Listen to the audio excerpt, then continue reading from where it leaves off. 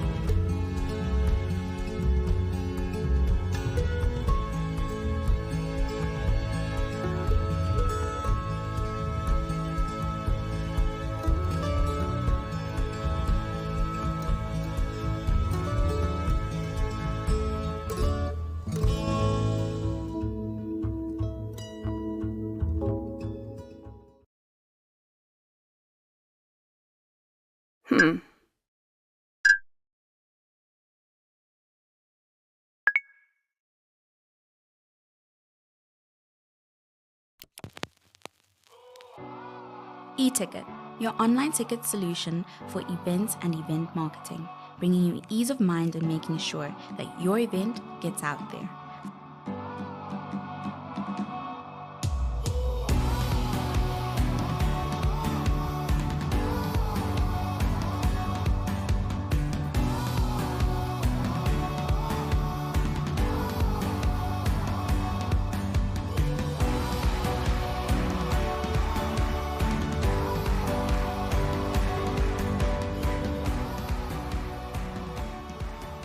For more information, contact events@nhom.com.na.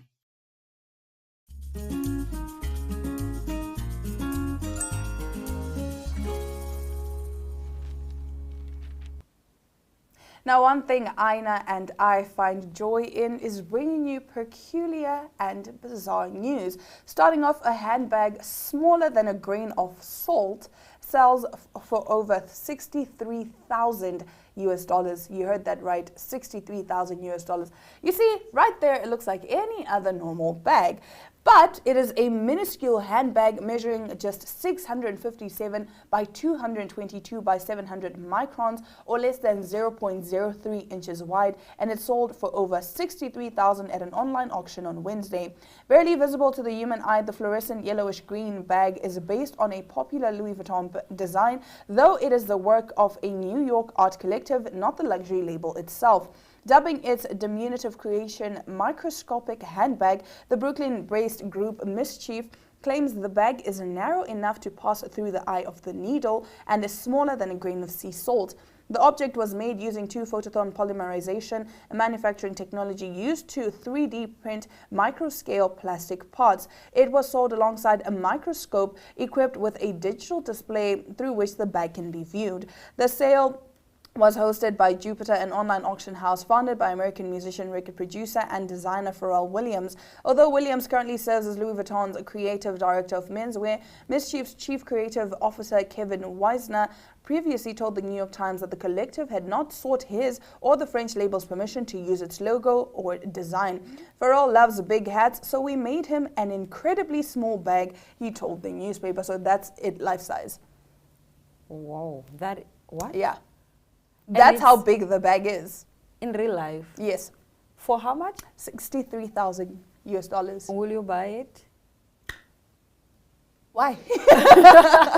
I'm asking, will you buy it? I don't think I would. If I'm going to spend that much money on something, I need to use it. Yeah. I'm going to need to use it because... As a piece of art, I guess. But the thing is, so like now you just have this display in your house with the microscope, and every time someone comes in, you're like, hi, come see my bag. No, but people, I'm assuming if you have that kind of money, your friends in your circle will also have that kind of money. So I think that type of bag would not come as a surprise or as bizarre to them, because you guys, these are things that you purchase. Okay, listen, I don't mind spending 63,000 on a piece of artwork. Like if I can hang it in my house, if I can display it, like I said, if I can use it, I don't mind. Yeah. But the thing is, if you sneeze too much, you blow it off and now it's lost, it's gone. You don't know where it is. You're thinking like a broke person. The problem is we don't have money. I'm not thinking like a broke person. You're thinking that you're going to sneeze it out of wherever. Have you ever lost? That's literally a needle in a haystack. That's how small it is. Like it's smaller than a grain of rice. Let's support creatives. Let's support. I mean, I do appreciate creatives. I do appreciate how they manage to replicate. But what is the purpose though for this bag? Vibes. It's just aesthetics or what? What is the purpose? It's for vibes, sweetie. It's for vibes. Aesthetics. Okay. I love it. And you know, Mischief it's actually. Cute, but like it's cute. But no, really, you can't spend so much. You can't spend 63,000. I don't even think a rich person. And you know, the thing is, because they didn't even ask for permission from Louis Vuitton to use their design or their logo, they could get sued because that's not the first time. Yeah, the company has actually been sued because they like to recreate like things like that. Like for example, with the Louis Vuitton bag, where they don't get permission, but they make a Louis Vuitton bag, and Louis Vuitton was like, I don't remember which company it was that sued them because they're like, no, we didn't give you permission to use our design. That's basically fraud because you're making money off of my design. You're not giving me a share of the money. Yeah. So, but I mean, it's cute when you look at it, but I'm not gonna need. In actual handbag size, it's cute. It's very cute, exactly. Yeah. That's what I'm saying. If I had to pay to use it as a handbag, then cool. But because every time I want to look at it, like imagine your boy, you're like, I wonder how my tiny little bag is doing today. And you just go and you look at it, you're like, oh, it's cute.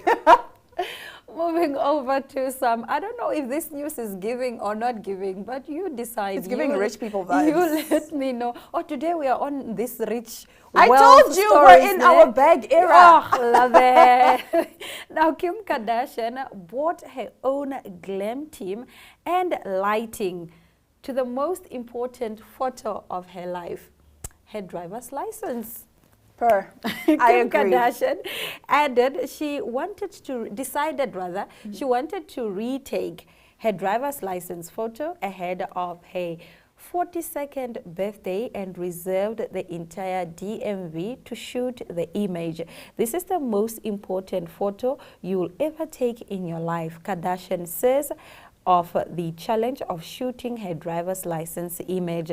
I really just want it to look good. Like, why not bring a light and a glam team? It's definitely crazy, but I don't care.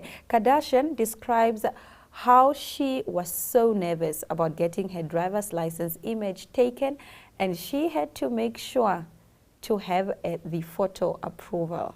I love it. Okay, story time.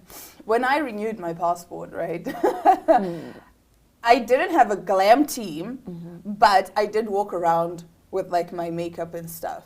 Because my first passport picture, it looked horrible. I would travel and they would go, Is this you? I'm like, listen, I grew up, okay. But the thing is, I'm now in my bag era. I'm now in my bag era. I'm now in my, princess era. Yeah. So I said to my brother, listen, you're going to walk around with my makeup because I need to make sure my picture looks amazing. You and Kim are definitely in the same WhatsApp group. We are in the same WhatsApp group, so I can't even judge because I understand. Yeah. And my brother was saying to me, you're so dramatic, it's just a passport picture. I'm like, how dare you say it's just a passport picture? It's also not just a driver's license. It's also not just a driver's license. You gotta look nice. And we've seen how dirty they do us with these pictures, like with these identity document pictures. My ID is not giving. My driver's license is not giving. My passport photo is not giving. Maybe but you know what is giving?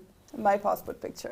No, actually, the real me. The real me. Not in picture. Not in picture, you know, live and in color. No Photoshop. I think that's my biggest flex. Like some of my photos are unedited, they're raw. Like with my passport picture, I did like, of course you can't go too glam, you know, with the eyelashes and the whatnot. So it wasn't too dramatic. I just did, you know, natural makeup. What people would see and be like, oh, she wasn't wearing makeup, right? Natural makeup. And then I you know that TikTok trend where it says smile with your eyes, what. So I was just like, it was giving fierce. So I love my passport picture. Do you know, maybe I should have probably worn makeup actually for all these pictures that were so important to me. I just never thought of it. But now Kim gave me an idea. Perhaps I'll retake my photos. Although I don't think they'll allow you to bring like your own lighting and stuff. But I mean. But the lighting never gives actually. It never gives, which is strange because you want to take these pictures because it's an identity picture. They just tell you, stand there, you're done. You're done. You don't see the camera flash. You don't see anything. They don't warn you. You're done. And it's like, okay, I remember that was me when I got my UNAM picture taken. They're like, okay, next. I'm like, wait. What do you mean next? No. You gotta be ready all the time. 24/7. I miss ever ready. So you must always, you know, your face must always give like mine. Now, closing off our top stories, the new Barbie movie starring Margot Robbie banned in Vietnam. Warner Brothers' long-awaited Barbie movie has been banned in Vietnam. The movie, which had been due to open in the country on the 21st of July, has been banned from domestic distribution over a scene featuring a map that shows China's unilaterally claimed territory in the South China Sea, state media reported. The U-shaped 9-dash line is used on Chinese maps to illustrate its claims over many areas of the South China Sea, including areas that Vietnam considers part of its continental shelf, where it was awarded oil concessions. We do not grant license for the American movie Barbie to release in Vietnam because it contains the offending image of the 9-dash line, Vi Kien Tan, head of the Department of Cinema, a government body in charge of licensing and censoring foreign films, told Toi Trade newspaper. Vietnam and China have long had overlapping territorial claims to a potentially energy-rich stretch in the South China Sea. The Southeast Asian country has repeatedly accused Chinese vessels of violating its sovereignty. Okay, I think it's valid. It's valid that it's banned. Like, what else? It's the people's country. It's their land. It's their land. It's true. Let them decide if what they have is their appropriate beliefs and what is not appropriate. Yeah, if you find that it's offensive to us, then rather don't show it. Because I mean, we've seen many songs being banned in certain countries, like Rihanna's S&M. It was banned in so many countries, which is understandable because it's like, okay, you are protecting your people. Yeah. So, yeah, man, I guess people in Vietnam, if they want to see the Barbie movie, they're going to have to travel abroad or... I don't want to say this, but they'll probably download it illegally or whatever. But it is what it is. There's... When it comes to government and political tensions like this, these are very sensitive subjects. Yeah. They are very, very sensitive. And every country wants accurate representation, which we can't always give, you know, because we didn't grow up in Vietnam or China, so we don't know what the standing is there. So we're not really in a position to say they're wrong or they're right. Yeah. You get what I'm saying? But that is it. Stick around. We'll be back with more Smelled Coffee after this break.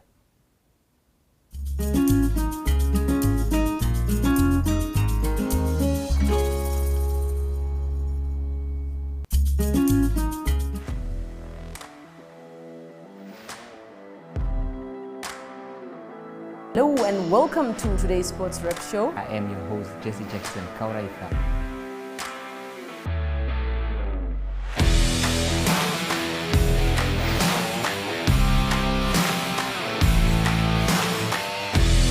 In replay, Namibia, who had won the toss for the first time on this tour. Good day everyone, time for international sports news, starting off with tennis news, both on the WTA for women's and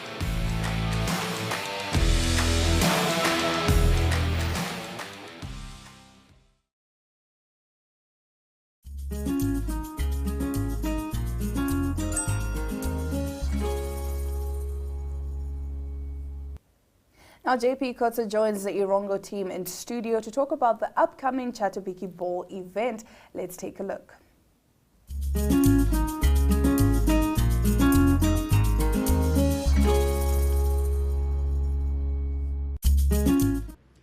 we are coming to you all the way from Swakopmund, and I'm in the company of musician JP Kotze. Now, JP, you've been roped in to perform on Chat the Biggie Ball. How did that materialize? Well, it's very interesting, and I'm so thankful until this day. About 2 months ago, Lynn-Marie and I had a gig there at the country club in Windhoek, and someone saw me. And yeah, shortly after that, they contacted me and asked me to come and perform at this huge event. And now I'm here just a few days before the show and ready and very happy. Great stuff, great stuff. So where did your music career start? My music career actually starts with my family. Everybody in my family can actually sing, they're just hiding it. And I decided to pick up the guitar at the age of 8, started playing just inside of my room. And then had wonderful adventures. I had the opportunity to go sing in Johannesburg and in Hollywood. And when I came back, yeah, everybody noticed my talent, and until this day, gigs just came in, and yeah, I'm very happy, very excited, and very blessed. Tell us about your experience in Hollywood. Hollywood was amazing. We were 65 countries in 2016, and it was huge. It was crazier than I thought, and I could bring back 3 bronze medallions for Namibia. So, yeah. So tell me, who do you shout when you watch rugby? I'm definitely Wawicha. I'm proud Namibian. So, yeah, I hope they win this year at the World Games. Yeah, we are searching for our very first win at the World Cup. So JP, tell me, what can viewers look forward to as part of your performance on Chat the Biggie Ball? Well, as you know, all the guys love country and a bit of soft rock, a bit of Afrikaans and Robbie Wessels. So that is exactly what I'm bringing this year. Wow. Yeah. Wow. So tell me, what would your message be to our viewers? Well, I just want to say thank you so much, Namibia, once again for a very big opportunity. I'm immensely grateful, and yeah, I can't wait to meet all these big names in Windhoek on the 13th of July, 2022. Great stuff. So you're also working on something. Tell us about that. Yes, I wrote a song named Not Anymore in July last year, and it will be out soon on any musical platform you can think of. So please check out my pages, my Instagram and my Facebook, and my song will be out soon, my first. Your message to the presenters for Chat the Biggie Ball? Yes, I just want to say thank you so much, and I really cannot wait to meet all of you guys and to chat the Biggie Ball. Thank you. Thank you so much. Chat the Biggie Ball, chat the Biggie Ball, chat the Biggie Ball, chat the Biggie Ball, chat the Biggie Ball, chat the Biggie Ball. Lekker boys en die poppe daar in Nam. Een van my favorite lande in die hele wêreld, want julle die beste mense. Ek kom vir julle kuier. Dis 'n World Cup build-up. Ek het nou nie hierdie detail hierso. 20 Julie. Okay. Chat the Biggie Ball live.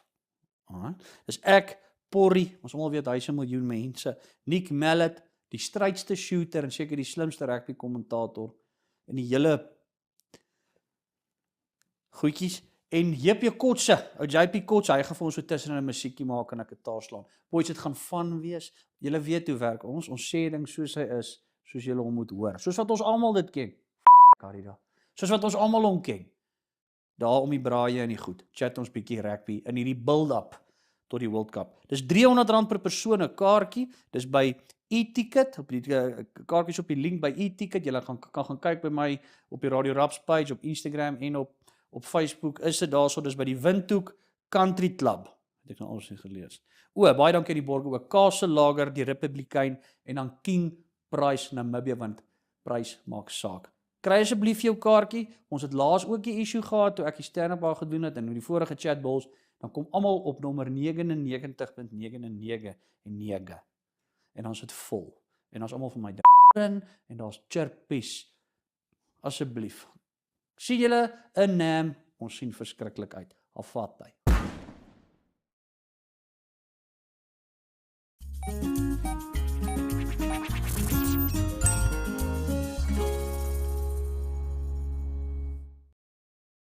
Conrad CEO of Freshest Namibia. We're here at the book launch of this wonderful little book, Actualizing the African Economic Vision. And it's a real practical guide for any business person, big or small, on how to leverage what's intended in the Africa Continental Free Trade Agreement. So we really encourage everybody to, grab a copy. If you're a small business person or a bigger business person, you always wanted, how do you access other markets into Africa? I think this is the answer. Have a read. We really gained a lot of value from it in understanding what the terms of the agreements are.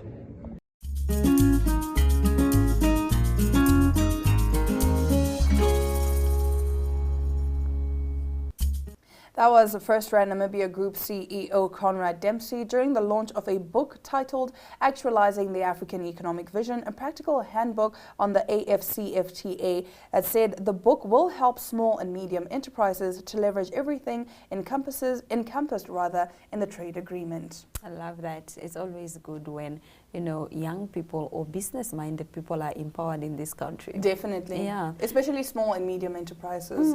Yeah. And on that note, we've come to the end of today's Smell the Coffee. We will be back tomorrow on your screen, same time, same place. From all of us in studio, it's all our love, all our light, and adios.